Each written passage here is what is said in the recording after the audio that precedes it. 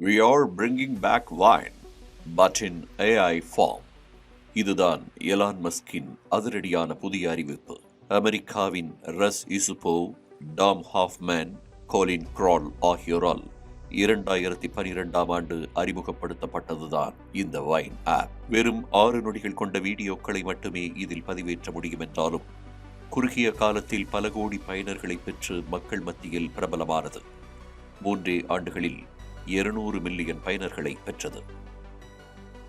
Wine அப்போதே பல பிரபலங்களை ஈர்த்து பல வைரல் ட்ரெண்ட் உருவாக முக்கிய காரணியாக இருந்தது. குறிப்பாக வைன் தளத்தில் பூனை மற்றும் நாய்க்குட்டி வீடியோக்கள் மிகவும் பிரபலம் வாய்ந்தவை.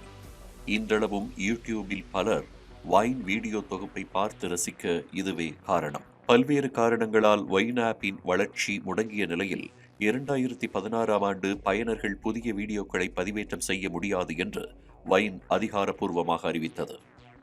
வைன் ஆப்பை ட்விட்டர் வாங்கிய நிலையில் பெரிய அளவில் விரிவாக்கம் செய்யாமல் கிடப்பில் போட்டது.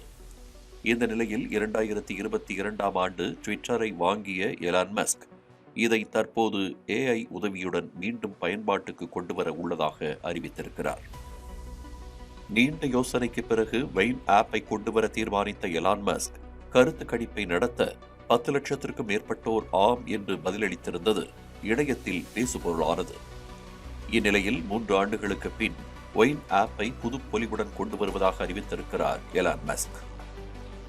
ஏற்கனவே மக்கள் மத்தியில் மாஸ் காட்டிய வைன் மீண்டும் அறிமுகமாகும் பட்சத்தில் யூடியூப் ஷார்ட், இன்ஸ்டாகிராம் ரீல் போன்றவைகளுக்கு கடும் சவால் அளிக்கும் என்று எதிர்பார்க்கலாம்.